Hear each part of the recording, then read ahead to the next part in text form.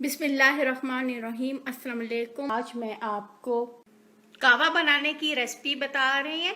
Mint ले लिया, 7 सौंफ ले लिया, सबस इलायची ले लिया, अजवाइन ले लिया। आप चाहें तो आप ड्राई मिंट भी ले सकते हैं। और ये कावा पेट दर्द के लिए बहुत अच्छा है। आप इनको बनाएं तो आपका पेट का दर्द फौरन ठीक हो जाएगा।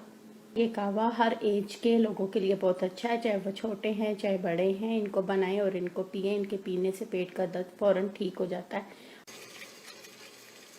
2 कप पानी डाल के इनको हमने बॉईल कर लिया। ये सब चीज़ें डाल के इनको लो हीट पे 5 मिनट का हम दम दे लेंगे तो हमारा कावा रेडी हो जाएगा।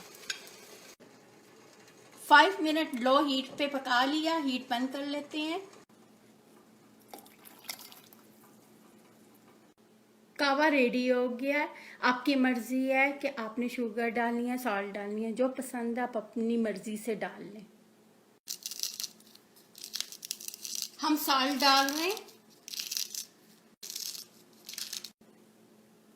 फ्रेश लेमन ले लिया, ये भी इनमें डाल लेते हैं। अगर आपको लेमन नहीं पसंद तो आप मत डालें।